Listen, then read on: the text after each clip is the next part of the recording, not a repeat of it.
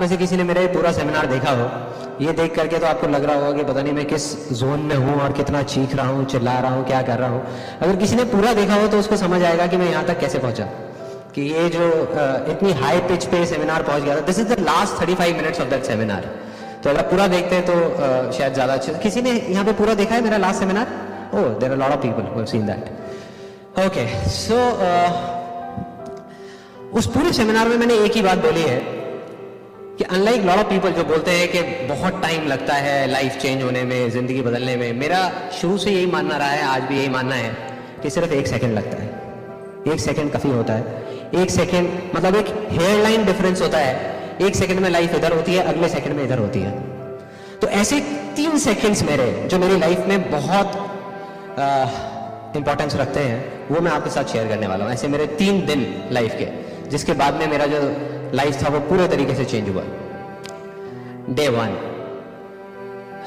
मैं रोज की तरह रात के करीबन 11 बजे हुए थे, it was in the year 2006, volleyball खेला अपने फ्रेंड्स के साथ में। उसके बाद में मेरा एक रूटीन था कि मैं और मेरा एक friend, one of childhood friends, हम दोनों रात को वॉक करते थे। 11 बजे रात को पार्क में वॉक कर रहे थे, और मेरा वो जो दूसरा फ्रेंड था वो बहुत खुश था और मैं परेशान था। मतलब it was a kind of a contrast. वो इसलिए खुश था क्योंकि उसको एक कैंपेन मिल गया था, मतलब ही वॉज अ मॉडल, तो उसको एक एड कैंपेन जिसके लिए वो 3 महीने से ट्राई कर रहा था, उसको मिल गया था। तो ही वॉज क्वाइट एक्साइटेड, कहता संदीप यार पार्टी करते हैं, ये करते हैं। और मैं इसलिए परेशान था, मैं बल्कि परेशान एक बहुत छोटा वर्ड है, मैं कहूँगा कि मैं डिप्रेस्ड था और मैं ऑलमोस्ट हार मान चुका था। मतलब अगर मैं आपको थोड़ा सा बैकग्राउंड बताऊँ तो 2005 में जब ये इमेजेस बाजार का आइडिया आया था, ये जो वेबसाइट है, इस पे काम शुरू हुआ। 1 साल तक दिन रात इसके ऊपर काम चलता रहा। और 1 साल बाद में 2006 में जब इसको लॉन्च किया तो it was a complete disaster, it was a failure. 3 महीने बाद बंद करने की नौबत आ गई थी, और सिर्फ वही नहीं बंद होता, और भी बहुत चीज़ें बंद करने की नौबत आ गई थी, क्योंकि मैं अपना सब कुछ उसमें लगा चुका था। जितना भी मैंने कमाया था, जितना भी जोड़ा था, थोड़ा बहुत इधर उधर से पैसा भी लिया था, फ्रेंड से, यहाँ से वहाँ से, सब कुछ लगा के उसको किया था।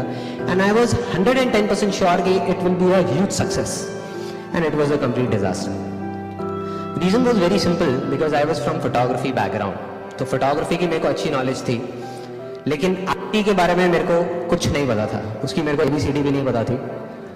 तो जब ये साइट लॉन्च हुई तो मैं सिर्फ डांस करता रहता था। पहले मैं जाता था अपनी सॉफ्टवेयर टीम के पास में, उनसे जाकर के पूछता था, मैंने कहा भाई प्रॉब्लम क्या है? वो कहते थे हार्डवेयर का इशू है, सर्वर पे लोड ज़्यादा है, ट्रैफिक ज़्यादा है, इस वजह से ऐसा हो रहा है। हार्डवेयर वालों के पास जाता था तो वो बोलते थे कि कोडिंग की प्रॉब्लम है, कि सॉफ्टवेयर वालों की प्रॉब्लम है। तो मैं इधर उधर घूम रहा था और मुझे कुछ नहीं समझ आ रहा था क्या करूं। मैं बस थोड़ा सा प्रेशर क्रिएट करता था अपनी सॉफ्टवेयर टीम पे, उनको बोलता था यार कुछ तो करो, कुछ तो करो। तो वो थोड़ा सा कुछ अपडेट करते थे और दिखाने के लिए साइट को रिवैम्प कर देते थे, लेकिन उसके बाद भी कुछ नहीं हो रहा था। 3-4 बार ऐसी चीज हुई। ऑलमोस्ट 3 महीने निकल गए, तो मैंने सोच लिया था कि अब शायद कुछ नहीं हो पाएगा, क्योंकि मेरे को कुछ नहीं समझ आ रहा था। इतना टाइम भी नहीं था कि अब मैं एक नई IT कंपनी हायर करूं और वो नए सिरे से सारा कुछ बनाए, क्योंकि वो 5-6 महीने लग जाते। इतना टाइम नहीं था, इतने टाइम तक हम सस्टेन ही नहीं कर सकते थे। This was such a big problem. So उस फ्रेंड को देख करके, क्योंकि वो इतना खुश, मैंने उसको कम ही देखा था, क्योंकि मॉडलिंग लाइन के बारे में अगर किसी को थोड़ी सी नॉलेज हो तो मॉडलिंग में क्या होता है कि it's one of the most uncertain careers in the world. कि एड या कैंपेन मिल ही रहा होता है, मतलब ऑलमोस्ट सब कुछ फाइनलाइज हो जाता है, और उसका रोज का था ये कि 3 महीने से लगा हुआ है पागलों की तरह फैशन वीक के लिए, फैशन वीक के लिए, फैशन वीक के लिए। जब फाइनली लिस्ट डिक्लेयर हुई, 1 दिन पहले तक भी उसका नाम आ चुका था, और लास्ट डे उसको बोला गया कि नहीं तुम नहीं हो, किसी और को ले लिया है। तो उसके लिए ये रोज का था, मतलब ये जो फेलियर्स, जो मेरा ये फेस चल रहा था ना, उसकी लाइफ में ये हर कुछ महीने में आता रहता था।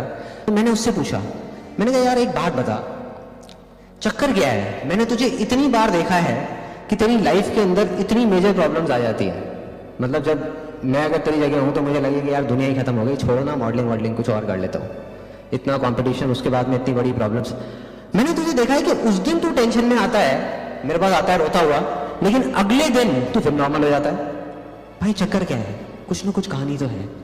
तो मुझे कुछ नहीं समझ आ रहा था, मेरे ऊपर से निकल रहा था। मैंने उससे पूछा, वो कहता है यार देख बिल्कुल साफ है, जिस दिन ऐसा कुछ होता है, जब मैं कुछ सोच रहा होता हूँ कि ऐसा होना चाहिए और वैसा नहीं होता, उस दिन तो मैं डिप्रेस हो जाता हूँ। लेकिन अगले दिन मैं नॉर्मल इसलिए हो जाता हूँ क्योंकि रोज रात को पिछले 4 साल से मैं गाना सुनता हूँ। तो मैंने कहा यार उससे क्या होता है? कहता है अभी बताता हूँ क्या होता है, लेकिन कहता है मैं तेरे को गाना नहीं बता सकता कौन सा है, तू बहुत हंसेगा यार, तू मजाक उड़ाएगा मेरा। मैं कहा नहीं बोलना कौन सा गाना है। कहता मुसु मुसु हंसी देव में लगी लगी। सुना है किसी ने गाना? मैंने कहा तेरे को और कोई ढंग का गाना नहीं मिला, यही मिला है तेरे को, मुसु मुसु हंसी। कहता कि पूरी मेरी बात तो सुन भाई। कहता ये एक मूवी का गाना है, प्यार में कभी कभी। किसी ने सुना है ये गाना? हाँ ओके। सो कहता प्यार में कभी कभी मूवी का गाना है।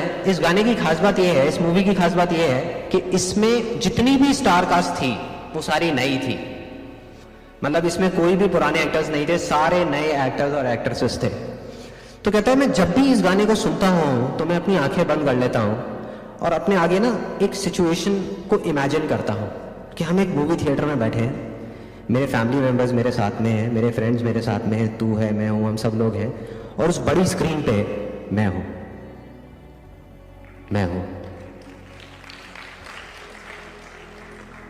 यहाँ कितने कौन कोऑर्डिनेटर है यहाँ पे? I think Vipul is there right?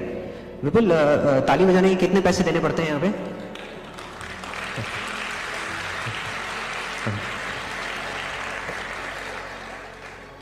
नहीं तो आई वाज थिंकिंग जो अशोक जी हमारे कोऑर्डिनेटर हैं उनको बाहर एक काउंटर लगा देते हैं कि अगर इतनी आवाज आएगी एक स्केल पे मेजर करेंगे, और वो स्केल आई एम श्योर आप लोग बना ही लोगे। इतनी आया, इतने डीबी पे इतना, इतने पे इतना, इतने पे इतना। एनीहाउ सो तो उसने कहा कि मैं अगले दिन बिल्कुल नॉर्मल हो जाता हूं, क्योंकि बड़ी से बड़ी प्रॉब्लम भी, बड़ी से बड़ी, जब ऐसा लगता है कि यार ये तो बहुत बड़ा फेलियर है मेरा, वो मुझे छोटा लगता है उस सक्सेस के आगे जो अब धीरे धीरे मेरे अंदर वो सच बनती चली जा रही है। मुझे यकीन होता जा रहा है कि एक ना एक दिन ऐसा होना ही है, सिर्फ टाइम का फर्क है। आज ये लोग यहाँ पे हैं, कुछ टाइम बाद मैं वहां पे होऊंगा, और अगले दिन मैं फिर हंसने खेलने लग जाता हूँ, फिर मजे में आ जाता हूँ। मैंने कहा सही है भाई, बढ़िया है। मैंने सुनने में बहुत छोटी सी चीज लग रही है। मेरा क्या फंडा रहा है शुरू से लाइफ में कि कुछ लोग होते हैं वो ना बहुत कॉम्प्लिकेटेड चीजों में घुसते रहते हैं, बातें वाइज, मतलब बहुत इंटेलेक्चुअल टाइप के होते हैं, जिनको ना बहुत चीजों को कॉम्प्लिकेटेड बना करके समझने में और समझाने में बहुत मजा आता है। मैं उसका उल्टा हूं। जब कोई मेरे से बहुत कॉम्प्लिकेटेड बात कर रहा होता है तो मैं वहां से उठ करके चला जाता हूँ। मैं ऐसी छोटी छोटी चीजें इसी में कुछ चीजें ढूंढता रहता हूँ, इसी में, और बिल्कुल छोटे से छोटी चीज ढूंढता हूं कि जो बड़ा इंपैक्ट डाल सके। कुछ बड़ी चीजें नहीं, बड़ा प्लान नहीं, कुछ नहीं। सो ये जो छोटी सी चीज सुनने में लग रही थी, ये मेरे को समझ आ गई